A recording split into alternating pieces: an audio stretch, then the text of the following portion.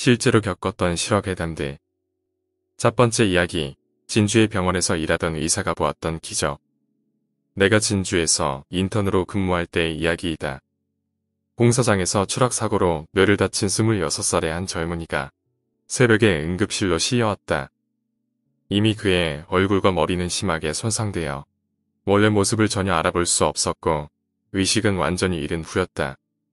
서둘러 최대한의 응급조치를 했으나 살 가망은 거의 없을 것 같았다. 이미 식물인간이 된 상태나 마찬가지인 그가 호흡기를 달고 중환자실에 누워있는 그날 아침. 나는 착잡한 심정으로 그를 지켜보았다. 심전도를 체크하는 기계 쪽으로 시선을 돌리는 순간 나의 가슴은 무겁게 가라앉았다. 규칙적이고도 정상적인 심장 박동을 나타내던 심전도 곡선이 갑자기 웨이브 파동으로 바뀌었던 것이다. 힘차고 반복적인 정상적인 인간의 심장 박동에서 점차 약해지며 그 힘을 잃어가고 있음을 나타내고 있었으며 그것은 곧 죽음이 가까이 왔음을 의미했다. 보통 이러한 곡선이 나타난 이후 10분 이상을 살아있는 이는 나는 본 적이 없었다.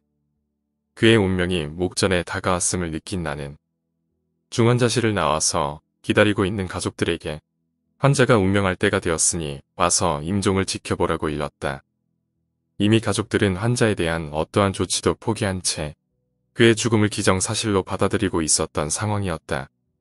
젊은이의 부모님과 일가 친척인 듯한 몇몇 사람들이 슬피 울며 이미 시체나 다름없이 누워있는 그에게 마지막 작별을 고하는 모습을 보며 나는 무거운 마음으로 중환자실을 나왔다.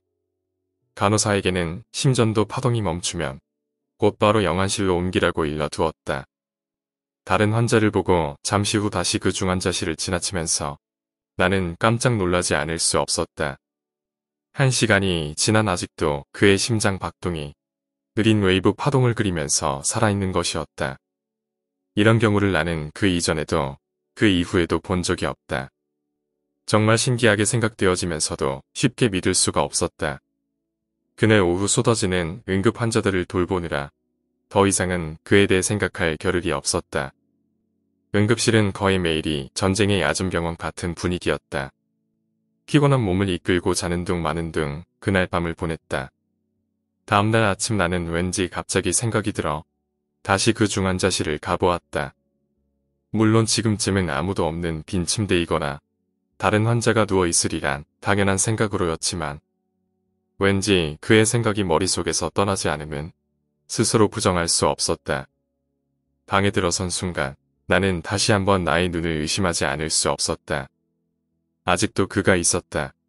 더없이 나약하지만 끊이지 않는 곡선을 그리며 그의 영혼은 아직 거의 몸을 떠나지 않고 있었던 것이다. 그것을 본 나는 무언가를 느꼈다.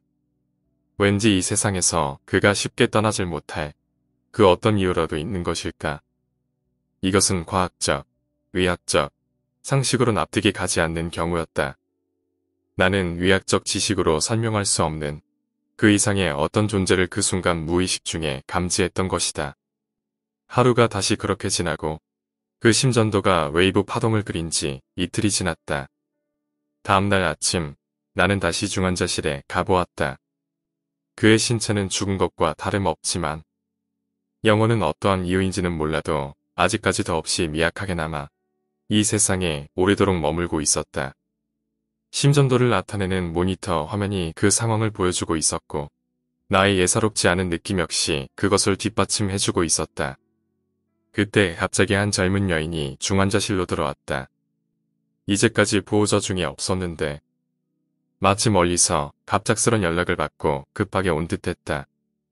젊은이의 애인인 듯 했는데 마치 넋이 나간 사람처럼 제대로 환자를 쳐다보지도 못하고 창백한 얼굴로 금방이라도 바닥에 쓰러질 것만 같았다. 그의 곁으로 가까이 다가갈 수 있게 나는 옆으로 비켜주었다. 젊은 여인은 말없이 눈물을 흘리며 가까스로 침대 옆에 섰다.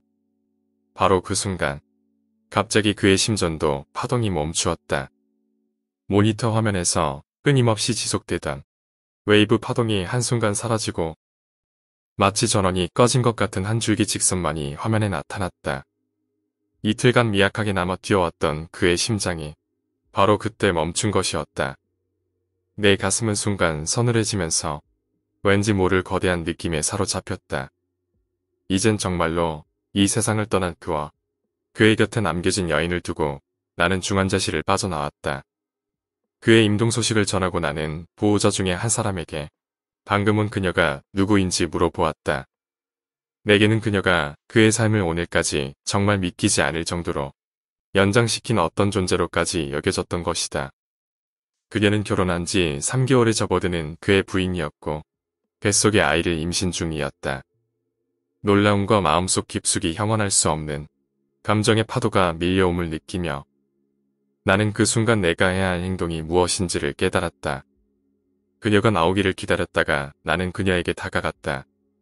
그리고 이야기를 해주었다.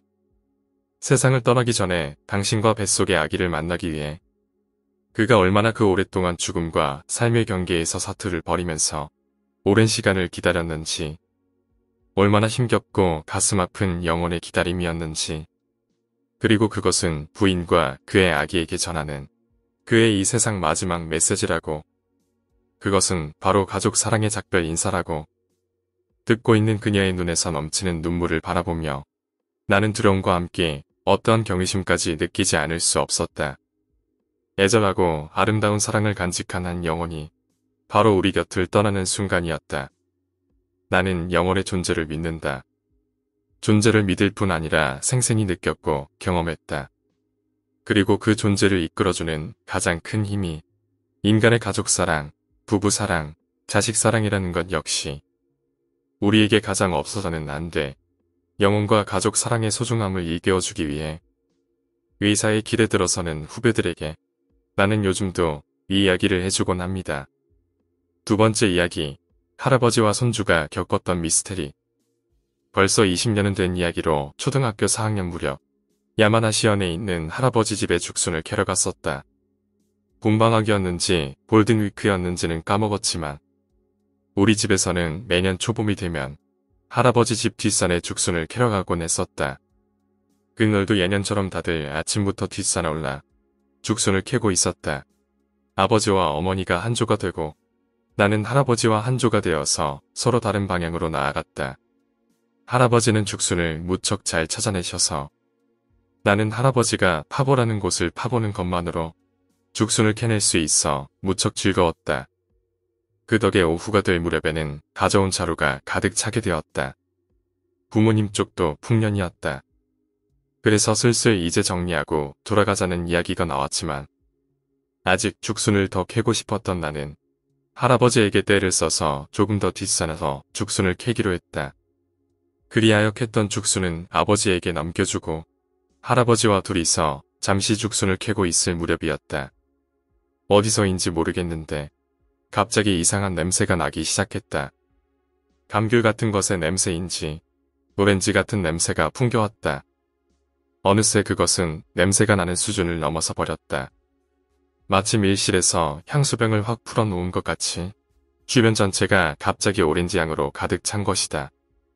숨을 쉬면 오렌지가 입에 들어와 있는 것 같이 느껴질 정도였다. 주변을 돌아봤지만 그럴 만한 꽃이나 과일 같은 건 없었다. 대나무 숲 속이니 당연한 것이지만 할아버지도 나도 곧바로 뭔가 이상하다는 것을 느끼고 서둘러 돌아가기로 했다. 좁은 산길을 둘이서 죽순을 껴안은 채 달려갔지만 아무리 걸어도 냄새는 사라지지 않는다. 나는 점점 무서워져서 울면서 할아버지의 옷자락을 부여잡고 계속 걸었다. 시간으로는 20분 정도 걸렸을까. 간신히 도로가 보이는 곳까지 내려오자 겨우 마음이 놓였다. 어느새 정신을 차려보니 오렌지 냄새는 사라진 후였다. 하지만 정작 큰일은 돌아온 후였다. 어찌된 영문인지 나와 할아버지가 돌아왔을 때는 이튿날 점심 무렵이었던 것이다. 부모님과 헤어지고 꼬박 하루가 지났던 셈이었다. 나와 할아버지로서는 아버지에게 죽순을 건네주고 헤어진 지 2시간도 지나지 않았다고 느꼈었다. 아버지 말에 따르면 저녁이 되도록 돌아오지 않아 걱정이 된 나머지 뒷산으로 찾으러 갔지만 어디에서도 나와 할아버지를 찾을 수 없었다고 한다. 어디에서 넘어지기라도 한 게 아닌가 싶어 주변 마을 사람들과 소방서에 연락해서 뒷산을 샅샅이 수색했지만 못 찾았었다는 것이다. 그 후 일단 나와 할아버지는 병원에 가서 여러 검사를 받았지만 아무 이상도 없었다.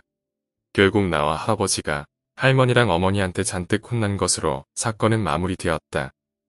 그 후로도 종종 할아버지 집에 놀러 갔었지만 무서워서 뒷산에는 차마 가까이 갈 수가 없었다. 오렌지 냄새에 관해서도 여기저기 알아봤지만 전혀 알아낼 수가 없었다. 할아버지 집 주변의 노인분들도 전혀 모른다는 말뿐이다. 오늘 이야기는 여기까지입니다. 오늘 이야기가 재미있으셨다면 구독과 좋아요, 댓글 부탁드립니다. 댓글은 저에게 큰 힘이 됩니다. 감사합니다.